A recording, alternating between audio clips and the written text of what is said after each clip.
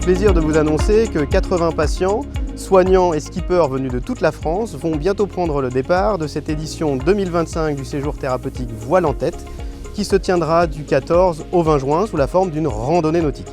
8 voiliers navigueront en flotte entre le port bourgeonnais, les Sables d'Olonne, l'île de Ré, l'île d'Oléron et le célèbre Fort Boyard.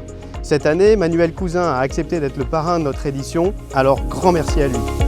Je suis Manu Cousin, je suis skipper de l'IMOCA Coup de Pouce. Je suis professionnel de la voile depuis une bonne dizaine d'années et je suis finisher de 2 Vendée Globe. Je viens d'arriver du dernier Vendée Globe il y a deux mois et demi maintenant. Je pense que l'aide et le partage, c'est quelque chose qui nous touche beaucoup. Je le prouve avec l'asso Coup de Pouce, mais Voile en tête, j'ai envie de pouvoir aussi aider des gens qui n'ont pas forcément l'habitude ou l'opportunité d'aller goûter cet espace de liberté et de leur donner ce plaisir pendant quelques heures. Sur chaque voilier, dans chaque équipage, il y a un skipper.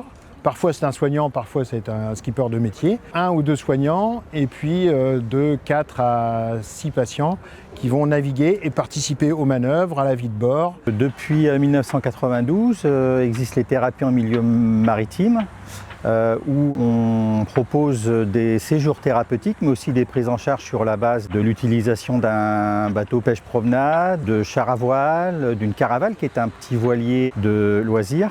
Les bienfaits de la voile, donc c'est vraiment pour les patients renouer avec la notion de plaisir dans un premier temps. Ça favorise aussi l'estime de soi, la confiance en soi. C'est un vrai vecteur de sociabilisation par le fait d'être sur un bateau où on est en promiscuité aussi permanente.